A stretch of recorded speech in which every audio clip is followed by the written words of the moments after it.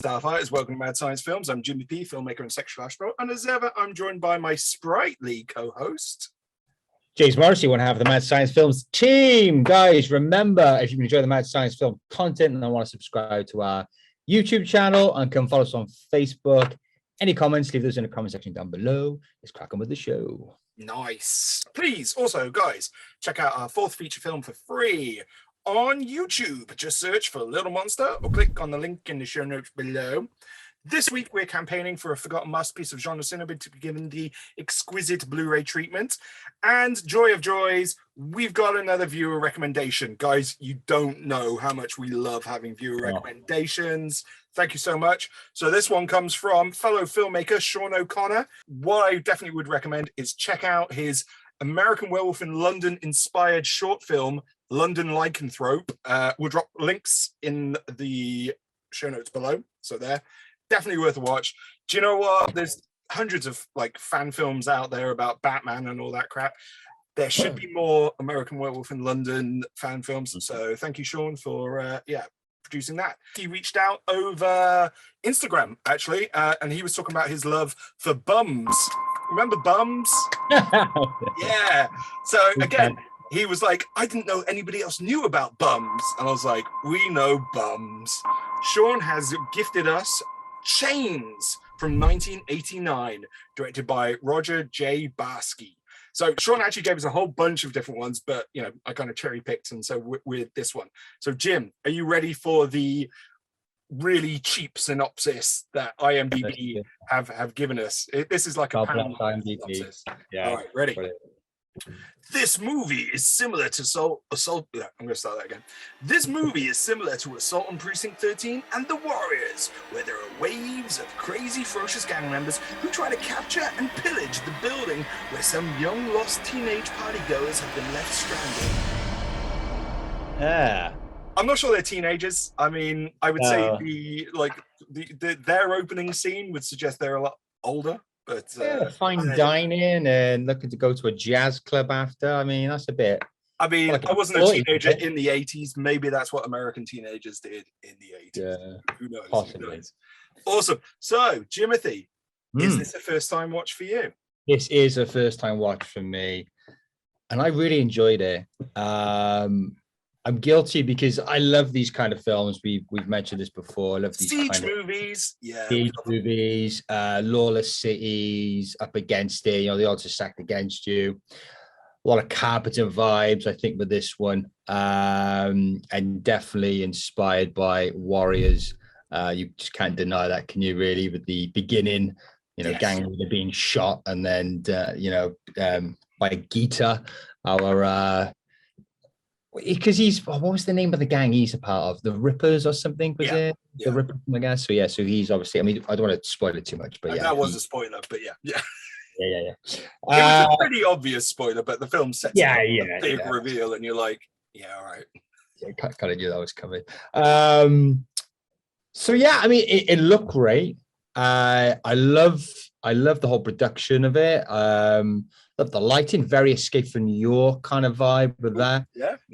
Some really good scenes of violence, and a real attempt at some drama. Like it's like the whole thing with the guys in the car. So you got the two couples. They get lost, and they in this in Chicago, the city, and they come across this Gita, and there's this kind of like, do we leave him?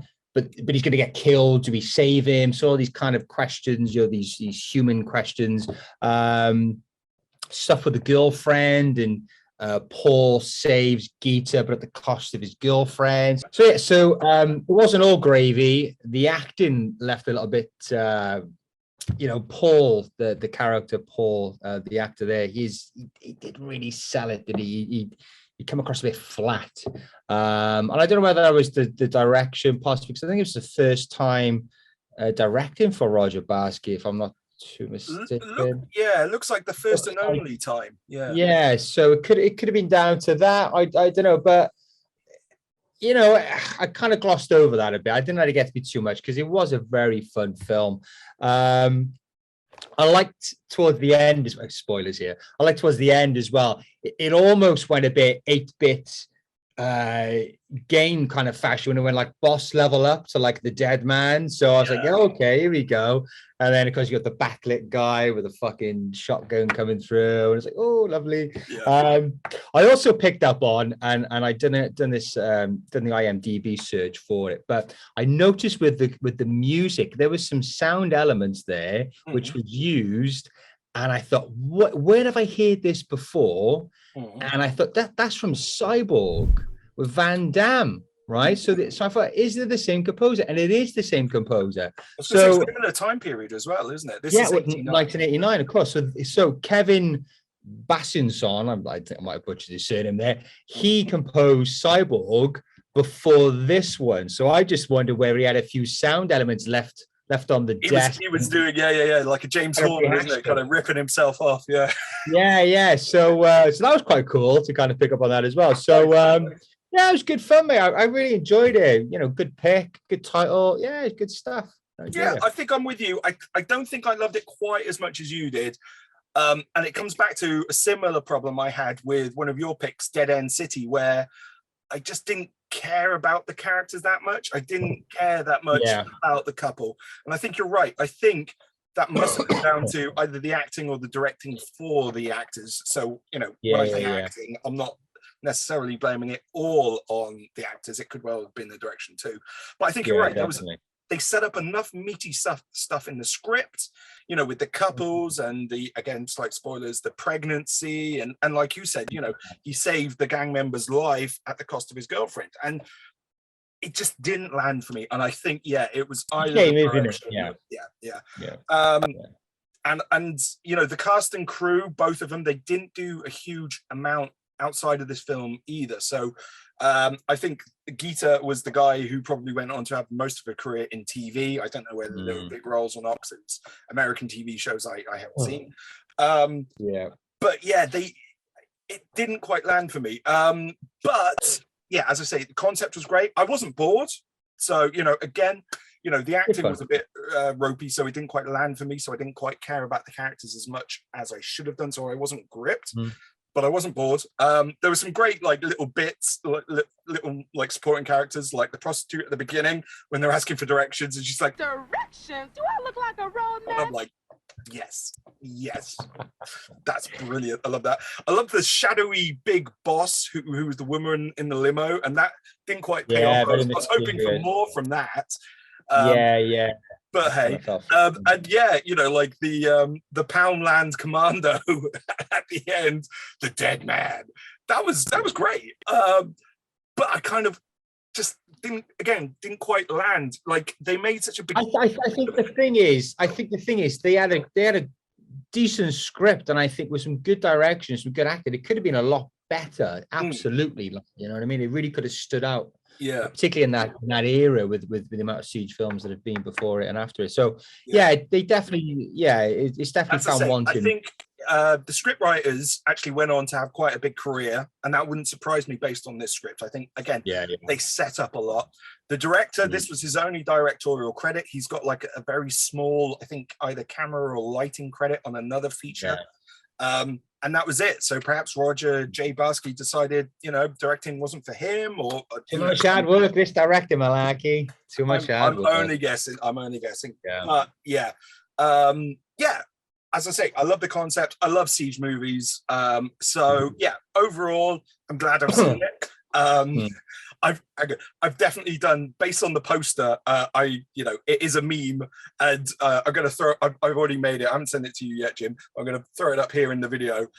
You know the meme where it's like, "Mum, can I get the Warriors?" And then it's like the mum says, "No, we have the Warriors at home." And then the Warriors at home is the Chains poster. So that's what this felt like to me. And like I think that's the thing. If you take this as a budget version of Assault on Precinct 13 with the siege movie mentality, with the Warriors, definitely with the opening, with Commando and everything like that, and you're okay with this, and you're okay with a bit of rough acting, then you're going to have a good time with this. So yeah, definitely. Awesome. Okay, so Jim, who do you think is best placed to put this bad boy out on Blu-ray for us? What we got, it's I think 88 101 it's 80s violence action. I think definitely. Also, you got Code Red. They do a lot of action from the 80s too, mercenary fighters and all that kind of malarkey. So I think they'll be best placed there. Yeah, there's a few. It's one of those ones I think could slot in a few boutique label, to be honest. I think that's a nice thing because it's not full-on horror. It's more of like a suspenser kind of thing, action movie. Yeah, I think it fits nicely in a few different ones. I mean, there's the obvious Arrow, but I'm not sure it's big enough profile for them. You know, sometimes a producer will kind of pick up in a film and give it that amazing Blu-ray treatment, which you're not quite sure the film deserves, but still. Otherwise, I'd go with Vinegar Syndrome because again, they put out some really quality 80s low budget action stuff, so that I can imagine that fitting in well. And I really want to know more about the filmmaker. It'd be great if you could get the cast back together again, not just the prostitute but the other characters as well. That would be nice. And let's find out about this film. Let's find out why Roger didn't go on and make more films.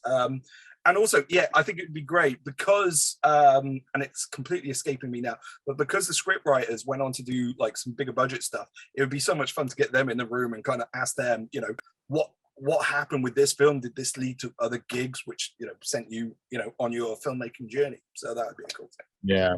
Nice. Cool. So, Jim, you've watched Chains. You want to follow it up. You need a little bit more movie action in your life. What are you going to follow? I mean, there's the obvious assault on Precinct 13 and Warriors, we just mentioned them. There's also Judgement Night with Emilio Estevez. Damn it, snap! This is going to be really short recommendations from me. Yeah. So there's that as well. Really cool film. I think, when was that? Is that early 90s? I want to go, 92, 93 maybe? Maybe as late as 93? Judgment. Yes, it was close to that kind of time. But really good film.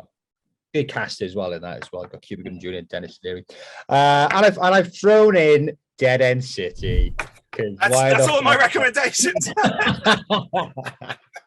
Literally, The Warriors, Judgment Night, Dead End City. Yeah. Oh, mate. Well, there we go. Yeah, The Warriors, because yes, the opening, you will have deja vu from the opening of both films.